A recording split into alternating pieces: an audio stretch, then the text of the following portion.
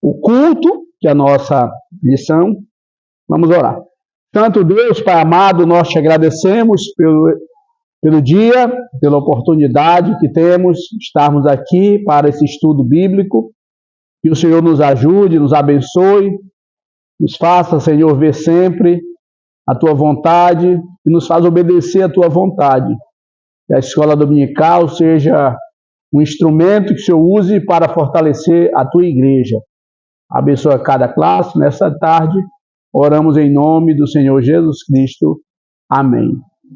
Então, meus irmãos, o nosso estudo sobre a igreja está tratando do culto, que o culto é um instrumento que Deus nos deixou com várias finalidades: comunhão, aprendizado, adoração. Então, o culto é parte integrante da vida cristã. Não se concebe um crente sem igreja e não se concebe um crente que não assista a culto. Apesar da modernidade, das redes sociais, eu penso que o culto é de fundamental importância e necessidade para a vida do cristão. Já vimos que o culto é um serviço a Deus. Não é um lugar de reunião, de ajuntamento, não visa o homem, não visa trazer satisfação ao homem, ao adorador, mas prioritariamente o culto é um serviço, é uma adoração que prestamos a Deus. Então Deus é o mais importante no culto e a Ele toda a honra e toda a glória. Na Bíblia, o culto é mostrado como serviço, isto é, uma vida de consagração a Deus, conforme Deuteronômio, capítulo 6, verso 13. Em um primeiro plano, tem a ver com a atitude com a qual se cultua a Deus. Então, quando chegamos para cultuar a Deus, devemos ter uma atitude de reverência, amor, tremor, adoração, mas ao mesmo tempo alegria. Alegria por estar diante de um Deus que nos ama e que fez em nós uma grande obra. Então, o culto ele é um misto de reverência, mas alegria. Se puder fazer uma união de reverência e alegria, é o ideal para o culto. O culto, portanto, expressa uma combinação de obediência a Deus e a forma de adorar ao Senhor. O livro de Atos dos Apóstolos, que nós conhecemos tão bem, mostra como era a adoração na igreja primitiva. Na primeira experiência que os crentes tiveram, lá em Atos, a Bíblia fala como era o culto deles. O culto da realidade da primeira igreja, da igreja primitiva. Naquele contexto havia adoração, comunhão, serviço e pregação da palavra. A palavra tinha lugar central no culto, como também a adoração e a comunhão com Deus e com os irmãos. Então esse era o nível dos primeiros cultos da igreja primitiva. Os irmãos serviam a Deus, cultuavam a Deus, serviam uns aos outros, enquanto isso todos faziam a obra do Senhor.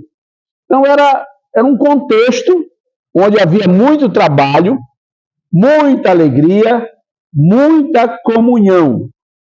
Vimos também que o culto ele deve ser solene. Não é o momento de brincar, não é o momento de ter atenção voltada para outra coisa. O culto deve ser um momento solene, e isso devemos ensinar a todas as gerações. Não vamos para a igreja para brincar. Até as crianças já devem ouvir. Igreja não é lugar de brincadeira, não é um play, não é um parque, não é um circo. A igreja é um lugar solene. Não é? Tudo tem o seu tempo e tudo tem o seu lugar, mas a igreja é um lugar que deve haver uma solenidade e um ensinamento sobre solenidade, como na escola. A escola é um lugar solene, um lugar de aprendizado, e tem que se levar a sério o ambiente, os professores, os mestres ali, e a igreja não é diferente. O culto a Deus, ele deve ser caracterizado por uma solenidade, um respeito muito grande ao que está sendo praticado ali, seja qual for, na igreja evangélica, na igreja, seja lá qual for, a solenidade deve estar presente, o respeito, a majestade a Deus que está sendo pregado e anunciado ali. Significa que tanto quanto o conteúdo, como a maneira de se adorar é importante. Não somente adorar por adorar, mas adorar em espírito e em verdade. Então, Deus está presente no culto e deve ser reconhecida a sua presença. Interessante, eu fui militar por 1 ano e meio, mais ou menos, e a gente sempre que reunia para uma solenidade, sempre havia uma pessoa importante que ia chegar. Sempre havia uma pessoa homenageada. Em toda comemoração, sempre tem uma autoridade que vai chegar, e a ideia é que tudo se volte para ele. Não começa sem ele chegar. Não começa uma solenidade sem que a pessoa que vai ser homenageada esteja presente. Na vida política parece que é assim também, né? Enquanto o prefeito não chega, não começa, né, mulher? Enquanto o governador não chega, não começa. Enquanto o diretor, quer dizer, enquanto a maior autoridade não chega, não começa. E por não ter começado, então o soldado podia estar relaxado, podia estar conversando com um colega ao lado. Quer dizer, enquanto não havia chegado o homenageado, a autoridade ali, havia um certo desleixo. Mas quando a autoridade se fazia presente, aí acabava toda e qualquer irreverência, conversa. Então, tudo se voltava para a solenidade por causa da presença da autoridade. Então, o culto é assim. Enquanto estamos ali conversando, chegando, falando com o outro e tudo, ok, nós temos essa liberdade. Mas quando entramos na presença de Deus, deve haver por parte de cada um respeito, um zelo, o máximo de reverência possível. É claro que não vai ser uma coisa metódica, ali vigiada, eu não posso respirar, não posso, não. Isso aí não é assim que funciona. Mas o quanto depender de mim, eu vou manter essa solenidade, essa reverência, por causa da pessoa que está sendo homenageada. No caso, Deus não é homenageado, Deus é adorado. Então, em cada momento, solenidade. Por isso, o culto não pode ser destituído e realizado de qualquer jeito. Não pode ser de qualquer jeito. Deve haver uma organização, deve haver uma liturgia, uma hierarquia. No nosso caso, o pregador ou não, a pregadora, o dirigente, uma liturgia para seguir hinos, cânticos. Na igreja católica, né, tem um padre, tem aquela liturgia. Então, não é qualquer pessoa que vai chegar lá para fazer. Então, há de se observar, meus irmãos, várias situações para caracterizar um culto. Todo culto deve haver pregação. Não existe culto sem pregação. Não precisa ser de 1 hora, 2 horas, não precisa ser um reverendo, não precisa ser um conferencista, mas toda reunião cristã deve ter algo da palavra de Deus para trazer ensino, para trazer essa capacidade aos que estão ali presentes.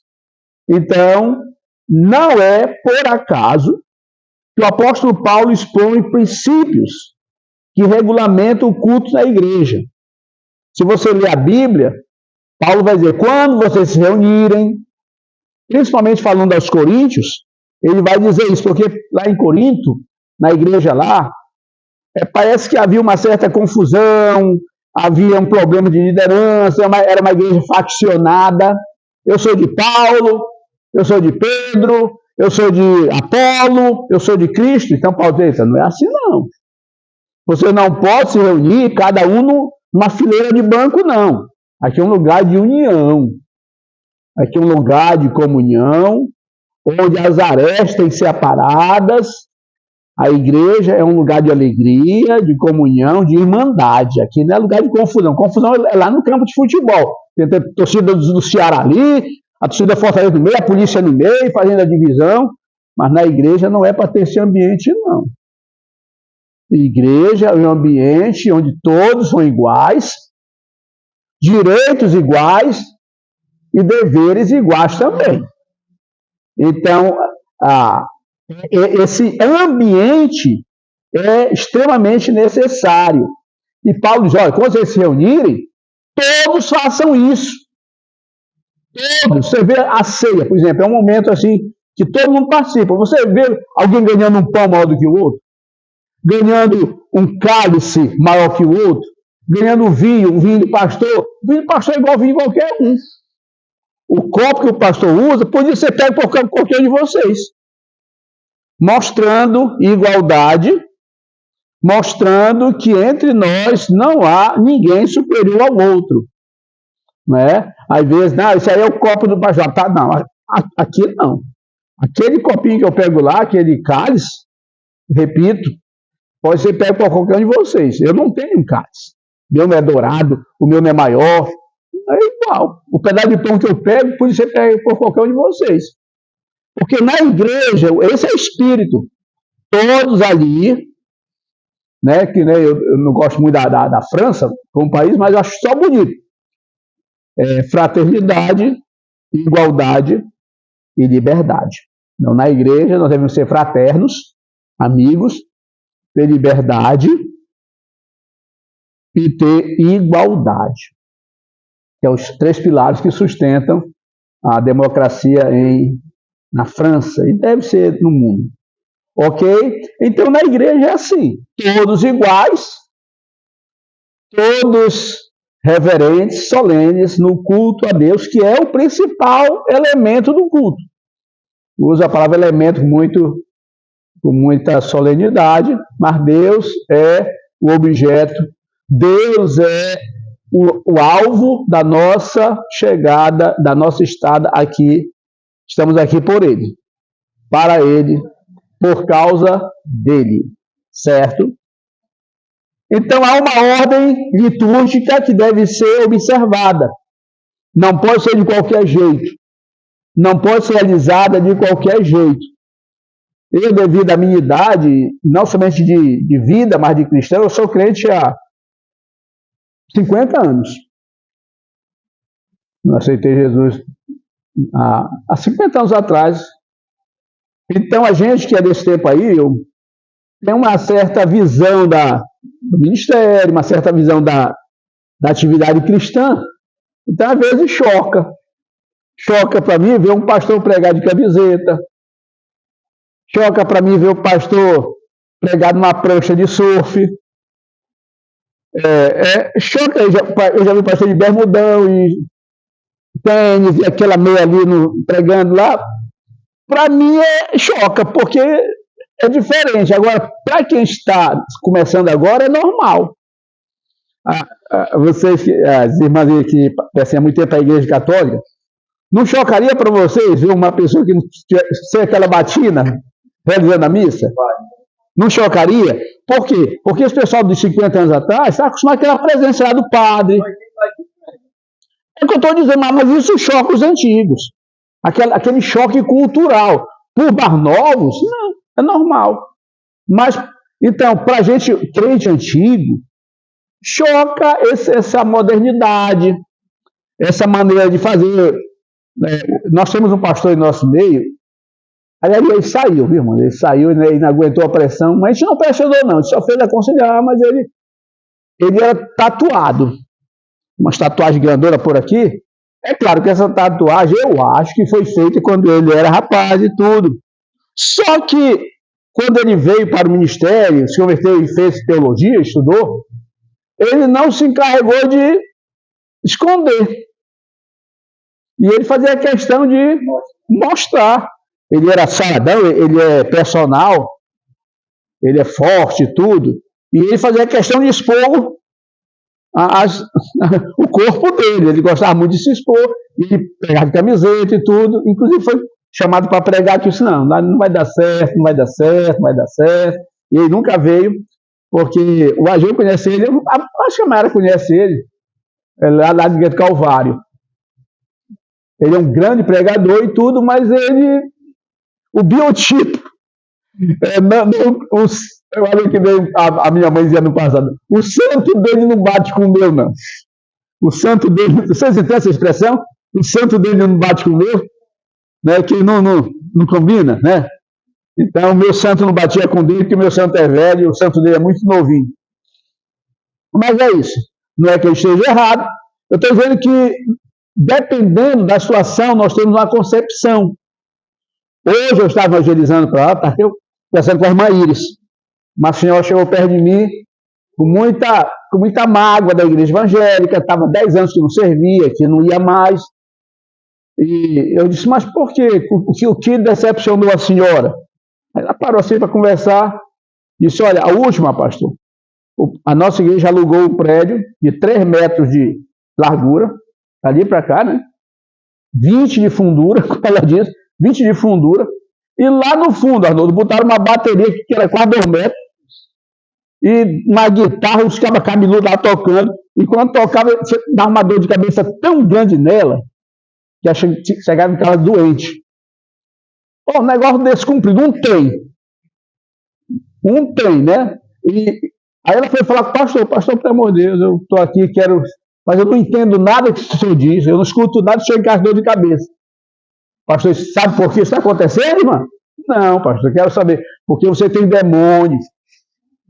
Quem se importa com essas coisas é o demônio, o crente pula e adora. Aí ela ficou tão decepcionada com a resposta que ele deu, em vez dele solucionar o problema, tentar amenizar, diz que a pobre tinha demônio. Então, você encontra de tudo nessa vida. E ela está desviada, pegou nosso endereço, tomara que ela chegue aqui, por causa dessa decepção que ela teve, de uma pessoa despreparada. Então você veja que o culto ele deve ser solene, a solenidade passa por tudo. O barulho, irmãos, o barulho incomoda. A maioria das pessoas é incomodada com barulho. Principalmente, dependendo da idade, quanto mais idoso a pessoa é, mais ele se impacienta com a zoada, com o barulho, com a falta de responsabilidade com o horário. Nós temos que ter tudo isso quando vamos cultuar a Deus, colocar tudo isso, o ambiente, agora estão pintando tudo de preto. Eu ficaria muito assim, achando esquisito entrar numa igreja toda preta. É preto ou negro, Maia? É preto, pode dizer que é negro não. Mas realmente a cor é preta, né? É cor. Negra é pessoa, né? E a gente tem que ter tanto cuidado hoje, meu Deus. Eu estou no YouTube, né? Agora ao vivo. Mas é a cor, né? A pintura lá, a cor preta. Não seria difícil para mim, mas para os irmãos mais modernos, tudo bem. Eu não queria para a igreja com uma calça rasgada. A maior vergonha que um jovem tinha nos meus dias era ter uma roupa rasgada. Hoje o pessoal já compra roupa rasgada. Diga, Arnoldo. Mas a ideia é essa. A ideia talvez seja, uma das ideias dessas igrejas pintadas de preto, seja atrair esse público. Em vez de atrair pela palavra, atrai pelo costume. Mas nós não estamos aqui para impor costumes ou aceitar costumes. Estamos aqui para impor, no melhor sentido da palavra imposição, a verdade, a palavra de Deus. Mas, enfim, o culto ele tem que mostrar solenidade, certo? Então, a pessoa tem que chegar aqui no sentido da igreja, né, seja qual for, e mostrar reverência, solenidade, mostrar amor, respeito. Uma coisa que eu sempre admirei, admirei na igreja católica, não sei hoje, mas quando eu namorava com a Ângela, isso faz tempo atrás também, né? Então a família da Ângela é muito católica e tudo, e de vez em quando eu me via convidado a participar de um evento ou outro, e o que eu admirava era se caísse uma moeda na igreja, todo mundo ouvia a moeda caindo.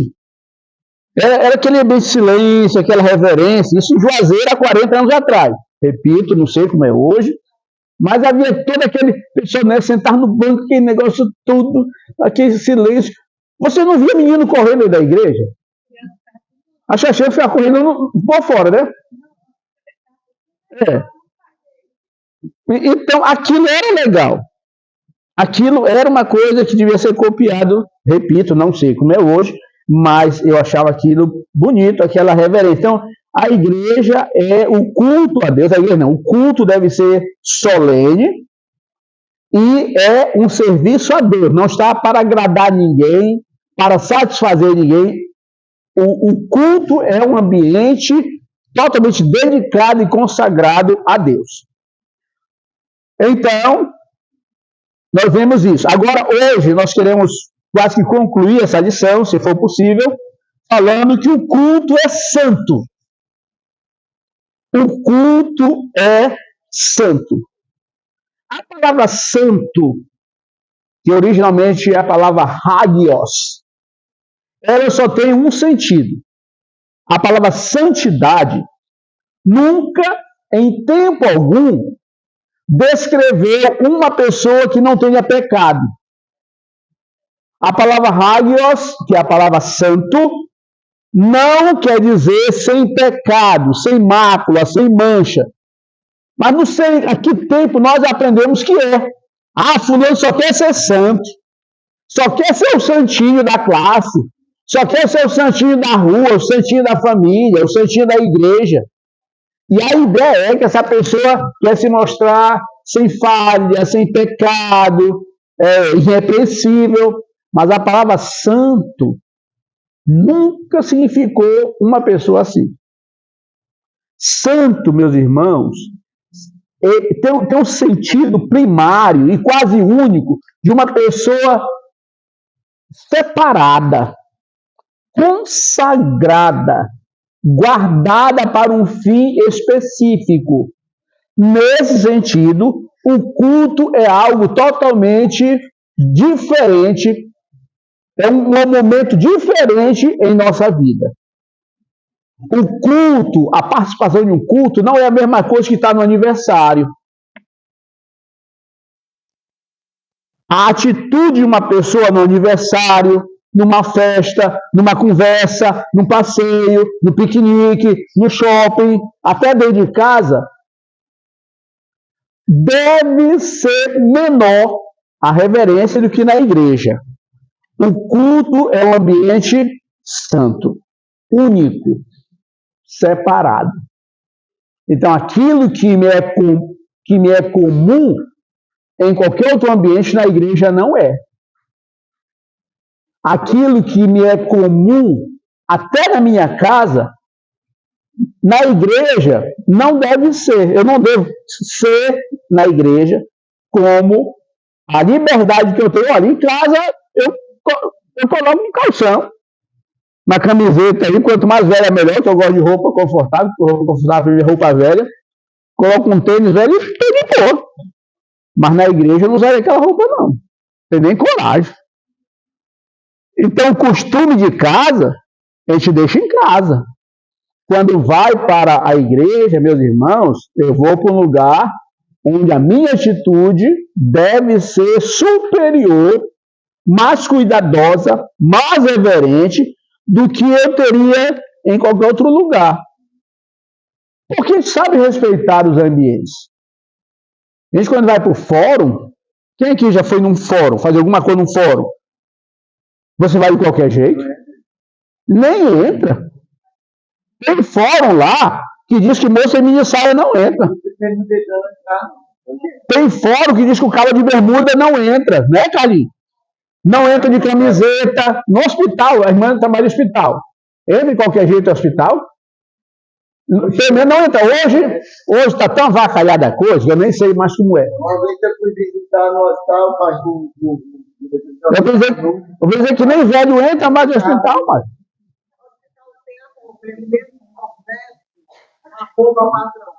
Olha, alguns anos atrás, eu, Márcia e um grupo da igreja, a gente foi para Curitiba, lá para Foz do Iguaçu, e eu não fui nesse passeio, mas eles foram visitar uma mesquita muçulmana lá em Foz do Iguaçu.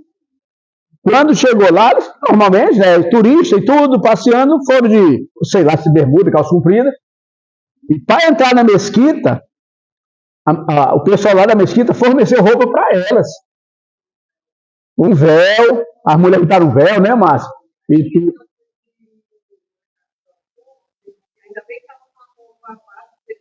Pois é, vestiu uma roupa, mas deram a ela ou ela tinha levado uma bolsa? Então, veja. Então, o ambiente exige aquele comportamento. Está entendendo? Então, nós temos que saber que o culto é alguma coisa santo e o ambiente culto deve ser tirar de nós esse sentimento. Eu vou para um lugar separado, consagrado, onde a minha atitude, a minha ação deve considerar que eu estou num lugar santo. Certo? Então, o que é que o nosso amigo aqui diz? A santidade de Deus é afirmada em toda a Bíblia. Em toda a Bíblia você vê que Deus é santo. Que Deus é santo. E quando você lê Deus é santo, é claro que já está implícito, não é que Deus não tenha pecado. Ele não tem mesmo, porque ele é Deus. Deus não tem pecado. Por isso que ele é o único Deus. Mas quando diz que Deus é santo, é que ele é totalmente separado das suas criaturas. Deus, ele é fora da criação. Quando nada havia, Deus já era, já havia, já existia. Por isso ele é separado. Ele não precisa de nós, ele não depende de nós. Nós dependemos de Deus para tudo, até para nascer. Até na concepção de pai e mãe, foi ele que organizou lá as coisas para dar certo para nós. Senão tinha 1 milhão de meninos querendo tomar nossa frente aí. Agora não sei que 1 milhão de meninos querendo nasce Alberto, não sei que negócio é esse, mas fazer o quê? Tanto menino mais bonito, mais forte, mas não era enxerida, né, Alberto? Então, o nosso nascimento é um milagre. Nadou, foi? Deu um jeito, né? Foi furando a vila, se fazer de besta. O nosso nascimento é um milagre. Tudo em nós é milagre. Tudo em nós é ação direta de Deus, diretamente, constantemente, diariamente, sempre. Então nós precisamos de Deus sempre. Mas Deus ele não precisa de nós para nada. Sem nós ele é Deus. Deus sem nós continua sendo... Tem uma música que diz, né? Ele continua sendo Deus. Nunca vai deixar de ser, nunca vai diminuir. Então, Deus, ele não precisa de nós, mas nós dependemos de Deus. Uma dependência total. Então, por isso ele é santo, porque ele é único. Não há um ser no universo que seja igual ou semelhante a Deus. Não há. Até os santos anjos, até os querubins, os serafins, o ser mais perfeito que Deus criou, não se assemelha a ele, porque só ele, como diz o salmista, Só tu és Deus. Então, em toda a Bíblia tinha esse conceito. Deus é separado, Deus é separado. E o culto a Deus é um culto reverente. Quando Deus, inclusive é dito na Bíblia, Deus falando a Israel, havia muitos povos na terra. No tempo de Abraão, meus irmãos, havia muitos povos na terra. Mas Deus, quando quis um povo para si, que o representasse, Deus criou um povo. Ele separou um homem. E desse homem constituiu, através de um casal improvável. Por que improvável? Porque quando Deus chama Abraão, ele tem 75 anos e Sara tem 65. Um homem já em idade avançada, mas ainda viril, certamente. Mas Sara dizia de si mesmo: eu não tenho mais o costume das mulheres. Sara dizia de si mesma que ela não mais podia gerar um filho devido a ela não mais menstruava. Originalmente, eu não mais menstruo. 65 anos, já passou por aquele processo. Mas Deus chama esse casal. E além deles terem 75 anos, 65 anos, eles vão esperar mais 25 anos para ter um filho. Abraão já tem 99 e Sara já tem 89. Mais improvável para mostrar que era milagre mesmo, era milagre, e a milagre foi milagre, e nasce Isaac. O sorriso, a alegria, o gozo, o contentamento. Então, meus irmãos, Deus separou um homem, um casal, e fez um povo que devia ser um povo separado. Vocês me serão santos, porque o vosso Deus é santo. Vocês são diferentes de todos os povos da terra. Esse era o propósito de Deus para Israel. Mas Israel nunca quis viver o sonho de Deus para eles, o plano de Deus para eles. Israel nunca foi um povo separado. Você não encontra um momento na história de Israel, um momento sequer, que Israel cumpriu o que Deus queria para eles. No tempo de Saul, que é o primeiro rei de Israel, e se você for atrás um pouco, no tempo dos juízes, Israel vivia de um lampejo de obediência, mas logo se desviava, logo caía no pecado, logo adorava os deuses das terras ao redor. Israel nunca foi o que Deus sonhou para eles. Israel só vai ser o que Deus sonhou para eles na época do milênio, que está chegando aí. Mas Israel nunca foi para Deus o que Deus sonhou, que Deus planejou para eles. E quem falhou? Deus? Israel falhou. Deus nunca falha.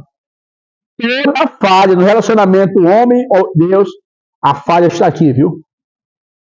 A falha sempre está no homem. Deus é perfeito em tudo que diz, em tudo que faz, em tudo que ele é. Culto é santo. O culto também deve ser santo. Desta forma, nada que fosse profano deveria fazer parte do culto. E quem profanava o culto no Antigo Testamento era imediatamente julgado. Nós temos um exemplo na Bíblia de dois rapazes, acho que eram dois homens, dois rapazes, chamados Nadab e Abiú. Quem eram esses dois? Nadab e Abiú. Alguém lembra? Filho de quem? Filho de Gabiru? Não. Ah, bom, filho de Arão. Não entendi, filho do Gabiru. Filho do sacerdote Arão. E um dia, eles entraram no lugar sagrado, lá que é a tenda, né, sacrifício, e foram lá brincar com o fogo do altar, brincando, profanando. Aí o fogo saiu do altar e queimou os dois morreram lá queimados.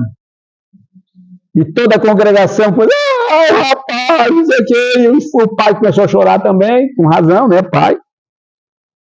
E Deus chegou para Arão e disse: Arão, enxuga lágrimas, rapaz. Não chore por esses profanos. Pregue em Israel que todo que profanar o templo do Senhor perecerá. E assim ficou estabelecido que o lugar onde o tabernáculo era guardado, o lugar era santo. Assim, meus irmãos, o culto a Deus, ele deve ter esse princípio de santidade. Não somente no fazer, mas ao chegar. Você não pode chegar diante de Deus de qualquer jeito. Você não pode chegar. Tinha uma época nessa igreja, a Cleiciana era uma mocinha aqui, eu me lembro dela. Já namorava com o Tim, mas era uma jovenzinha que a gente sempre gostou muito dela, uma pessoa muito preciosa para nós. E naquele tempo, tinha umas mocinhas, né, que queriam, mas ela não, ela sempre foi uma menina muito bem criada pela mãe dela, tudo muito reverente, ela não tinha esse problema. Mas tinha uma menina aqui que gostava de usar uma sainha assim, bem assim, né, do meio da coxa. Aí a dona Helena, uma missionária aqui, uma vez ela trouxe lá dos Estados Unidos um bocado de saia. Aquelas saias toda plissada, né? Tinha um negócio aqui que agarrava um arame se encaixava assim no outro. E ela deixava aqui, para toda moça chegar de saia aqui na porta, ela dava uma saia para as meninas. Ela dava e recebia, né? No final. Rapaz, e a menina tinha que aceitar, porque a dona Helena. Eu sei que sobrou, mas a menina nunca vai ver minha saia, com vergonha da saia. Que a dona Helena dava para a menina usar, que era horrível, era horrível. A americana que tinha 90 anos, 100 anos, que morreram e mandaram sair para cá. O americano geralmente tinha esse negócio, né? O americano morria e mandava as coisas para nós. Só nunca chegou um carro. Mas gravata e paletó, meu amigo, era de monge. Então, meus irmãos, não somente o ambiente, mas o estado. Como é que eu vou chegar diante do meu Deus? Nada deveria profanar. Assim, o limite entre o santo e o profano deve ser mantido. Epa, aqui é a igreja, meu irmão. Aqui é a igreja. Você não pode estar fazendo isso aqui. É um lugar santo, é um lugar como os outros. Mas põe na tua cabeça que a reverência deve ser mantida aqui.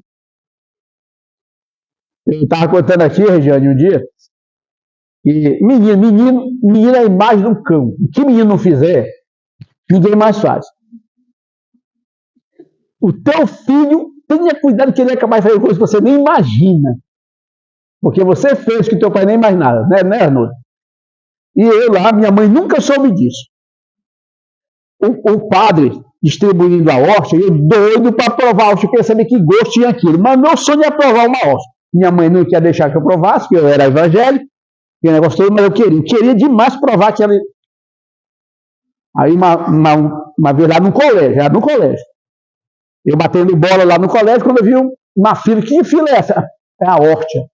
Eu entrei na fila, sujo, suado, um negócio aqui de um colar de suor, cerou do rei, e eu lá. Santo não. Eu só dando passo, eu também, né? Seguindo rapaz, quando chegou na minha vez, rapaz, eu, né? O padre, levanta a cabeça, menino. Ai, daqui, seu pirrete. Ô, decepção. Não tomei a saída de um cascudo. E estava certo. Eu não estava preparado para tomar a hóstia. Eu não estava devidamente preparado. E é assim, meus irmãos, a gente tem que ter cuidado, porque o culto é santo. Não somente preparar. Assim, o coração, quando você vir para a igreja, venha preparado. Não venha para cá pensando, o Ceará está jogando, oh meu Deus, será que está 1-1, será que está 2-0, eu fortaleço agora. Sinceramente, eu sei que é difícil para os asilados aí, mas não venha assim. A minha mãe conta a história, para finalizar, de uma família lá no Pará que ia para a igreja. Era 2 meninos e os pais, né, mãe? Ela vai saber, ela vai lembrar depois. Aí o menino ficava na igreja, mãe, quando eu chegar em casa, deixa eu comer a cabeça da traíra. A cabeça da traíra. Vocês sabem, né? Que é traíra, aquele peixe. O menino pegava o cu todinho. Diz pro entendeu? Eu quero comer a cabeça da traíra, a mãe me dá. O cu todinho discutindo quem ia comer a cabeça da traíra. Então, o coração do menino está lá na traíra. Né? Então, a gente deve fazer possível o nosso coração de livre, para que Deus possa ser entronizado, glorificado. Eu sei que é difícil abandonar os problemas, eu sei que é difícil abandonar o dia de amanhã, que você vai ter que pagar uma conta, tem que dar uma aula, vai ter que seus afazeres, mas na medida do possível, santifica esse dia, separa esse dia, coloca aí o muro que separa esse dia do amanhã. Deixa que amanhã traga os seus males, mas hoje, cultua a Deus, faz o melhor para Deus, porque Deus, Ele é santo. E esse momento com Ele deve ser santo também. Amém? Amém, muito obrigado. Marcar aqui para a nossa próxima aula. Muito obrigado pela presença.